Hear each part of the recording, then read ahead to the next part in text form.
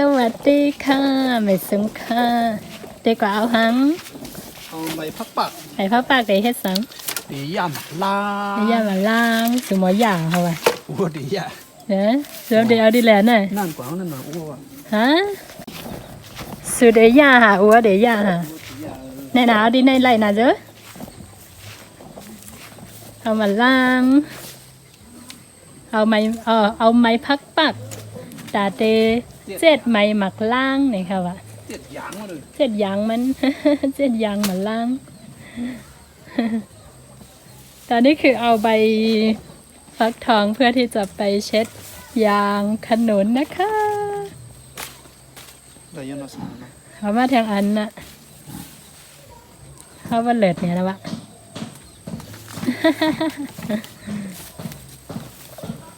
ซูโมย่าฮะถามเตะบอน่าบ่มใครอยู่มั้งอย่ามาล้างที่ไหนนี่ก็น่ะง่ายๆเลยมายุ่มไปด้วยหัวยาเอาก็ยามันสุดยาวัวเดียหัวดียานั่นหัวยาวัวยาว่ะไปยุ่มไปนั่งยาวันเดี๋ยวยามาล้าง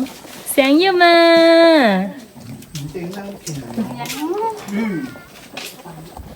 ตึกไหนอยู่เยอะน่ะตึกหนุ่มอยู่เยอะว้าวโอเคกินได้จิตใจด้วยน้ำหวานเจ้าเนาะมันพอสุกลิ้นมันพอมันหมุมเลยหมุมมันเนาะ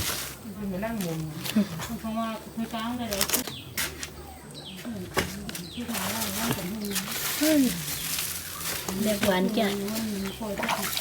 อารมณ์บ่หอมลงไว้ยังหอมมากเลยเขาจะเอาลงมือทุกเรียกไงมันไปไล่ให้เขาปีเดียวนี่เนาะเจอตัวมันสุกดีมือทางนั้นได้เขาดีไหนก่อนเลยเนี่ยเหลือซึ่งเคยหนังก็ความหมดนะบอกล้างสุกวันพร้อมอ่ะไม่กินเลยนะเขากินไหลนั่นน่ะกินแล้วเนื้อก่อนเนื้อ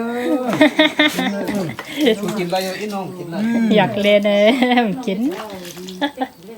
ถ้าเด็กเมียเขาก็ไปฮัดกินเดินอยู่นี่แล้วกินเขาไม่ยอมชูกินอะไรอีน้องไปกินอะไรพวกอีน้องกินอะไรกันนะ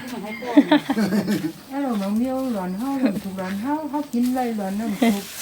พวกมันหนีพวกอย่างนี้คนของข้อของอยู่ตานเจ้านั่นนี่ตาจ้าให้ยองเป็นเล็กเอามันสิตีว่ามันไปพวกนั่นว่าเอายองได้เลยนี่นะเฮามันหลีไปตาลูกเฮาอยู่หลีไปตาเฮาอยู่หลีลูกเฮาไม่มันหลีตัวเฮาก็หลีหลอนเฮาก็อยู่หลียองเล่นแหล่งไงด้วยนะลูกเขาเอาลูกมันจังตึกดังเฮ้ตั้งถึงอีเลยนะเจ๊บรรทามอย่างอ้วกสำลายตั้งโตเนี่ยอ๋อกูบอกว่ากัดวะเนี่ยกัดเตี๋ยวฮะกัดเลยถ้าพันเข้าลงมือเริ่มกัดถ้ามุกจะพันเข้าเนาะปวดทันปวดตั้งสมว่าถ้ามุกพันเข้าทำสั่นครับมีคนถามว่าทำไมพ่อสักลายเต็มตัวนะคะเขาบอกว่าสมัยก่อนนะคะต้องสักอย่างนี้เขาบอกเวลาสักอย่างนี้แล้วจะเป็นมันเป็นเอกลักษณ์ของเป็นเอกลักษณ์ของชาวไทยใหญ่ค่ะก็เลยต้องสักทั้งตัวอย่างนี้ค่ะจริงๆคุณลุงก็สักทั้งตัวนะลุงเขาก็ในดั้งโตเงี้ยนั่นตอนนั้นเด็กๆนะแล้วก็กะว่าจะสักอยู่แต่ว่าพ่อกับแม่ไม่อนุญาตเลยตอนนั้นแหละมีดีกินวันปอสักจะไหนอยู่ดีกินหวานมันมีหลายเมี่ยวเนาะอย่างก็ไล่ซ้ำไล่ให้อยู่ดีกินหวานกัดกวางมันดีมีหลายเมี่ยวเขาในอะไรซ้ำอียาลองอยู่ดีกินหวานเลยซ้ำนี่ในทำฮุบไปหายวะกูลุงว่มซ้ำยังกัดกวางหาอย่างก็เด้อ กูบอกได้ กินกูเนื้อมันเนี้ย เลยว่าซ้ำเนี่ยเขาจะเลยเงื่อน เวดังกิน จะเลย ผมเดินหนอดชาจะนั่งกินอ่ะ อ๋อ ข้าวโคจะเลยแต่มุ่นเลย อ๋อพ่อบอกว่าสมัยก่อนน่ะสักอะไรนะกันกระสุนใช่ไหมแต่ว่าเดี๋ยวนี้พ่อทานทุกอย่างก็เลยไม่ได้แล้ว เมื่อถ้าเป็นเมื่อก่อนน่ะได้ อย่างนี้พ่อบอก กูบอกพามุกกลัวเพิ่นเขา ฮะ เมื่อก่อน ก็หนูสักมุก ผ้า พามุก พา พา เพิ่น มุก เขา โอ้โห มุกอ่ะ มุกไปป่า เสื้อเหือ มุกของคุณจะมุก มุกอ๋อมุกกันอนมยมอ่ะ นั่นได้หางเดวาเต้ ว่าอะไรแม่ทำไม ตามมาชี้เจ้าเจ้าไหนพันเขาแก่ หนังหวาน หวาน ลา ยงน่ะ น่ะ ฮัลโหลเคยกินนะ ไปคิดไปปุ๊บ ข้าวเย็นสุดไปกินไรเอาสุดกินไรแล้วอีน้องไปกินไร อย่าเกา มีไปปุ๊บกูแจ้งเขา ลาลิวะ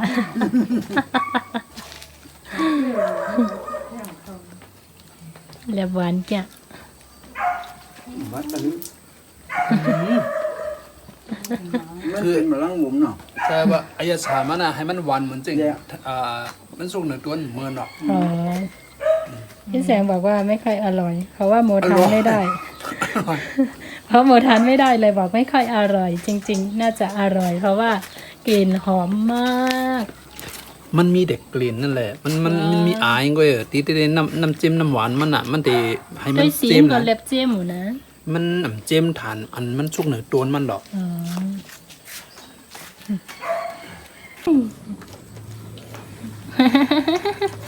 ใครม่ามจังมาก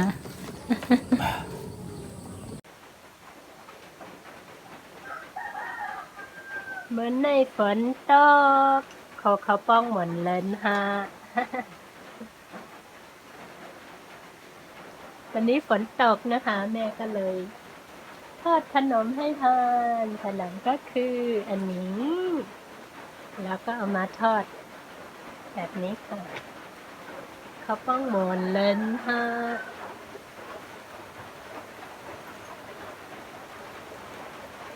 ว้าวเรียบหวาน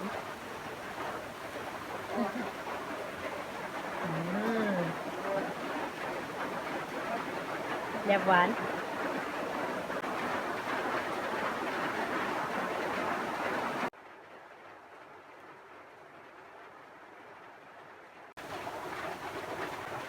น่าอร่อยมากให้กินเอามาtí được hủi này rồi đó đẹp lắm này em cũng sẽ bánh hiang anh nè thầy tê kiên lai lái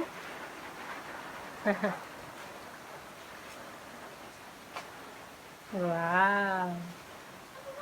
yeah ขนมชนิดนี้นะคะก็คือจะมีแค่ปีละครั้งเองก็จะเป็นช่วงสงกรานต์นะคะขนมนี้ก็คือก็จะทำช่วงสงกรานต์ก่อนสงกรานต์แล้วก็วันพระใหญ่วันสงกรานต์ก็จะ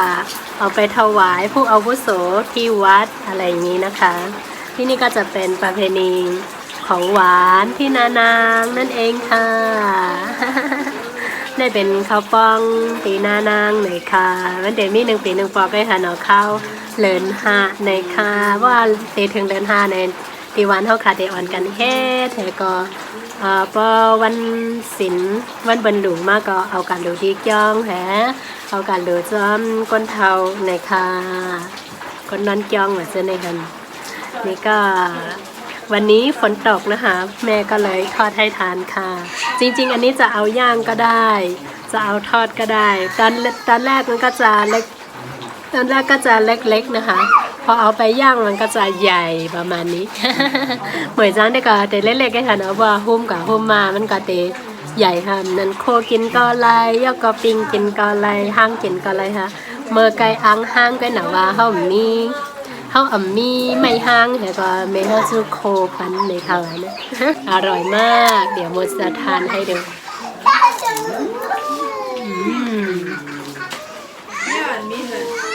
อันนี้จะเป็นของหวานแต่ว่าไม่หวานมาก เพราะว่าหวานจากน้ำอ้อยนะคะบ้านเราเวลาทำของหวานก็คือส่วนมากจะเอาน้ำอ้อยทานทำค่ะไม่ค่อยใช้น้ำตาลเท่าไหร่ค่ะกรอบแล้วก็หอมน้ำอ้อยแล้วก็อร่อยมาก ในป้าอันอยู่ดังเกียงใหม่เด็กคอยอันป้าเขาอันอยู่ดังเกียงไฮ้เด็กคอยย่านเบืองเนี่ยเขาไล่ใจกินหนักฮะเจ้าไหนก็หนาว่ามันไล่ส่งปันปีในฝนตกแหก็เหมือนจ้างอังเฮ็ดแหก็ส่งปันในว่าก็หนาว่าฝนตกแหไล่เปียดกว่าน้ำในเขาว่าเมเขาว่าย่านนั้นแหละปีในก็อมไปเลยเฮ็ดแต่ส่งปันเลยฮะ ไปได้ปีเดียวมากค่ะนะปลาหนังแล้วก็ปลาเข้ามา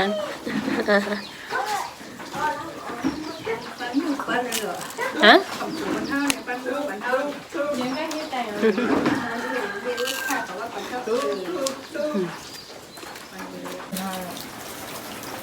นี่หนึ่งสีหนึ่งกว่าแค่นี่เดินทางได้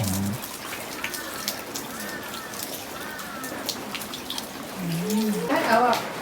นี่ไม่เลือนเนี่ยมัดนี่เอาแขนนี่ได้ไหมวันนี้เล่นคลิปเลยอ่ะก็เลยนั่งก็เดี๋ยวใช้นี้เดี๋ยวโดนเลยเอาแขนพ่อเลยวันนี้ก็พอแค่นี้นะคะเมื่อไหร่ก็กันได้กันค่ะจนกันพบกันใหม่ค่ะ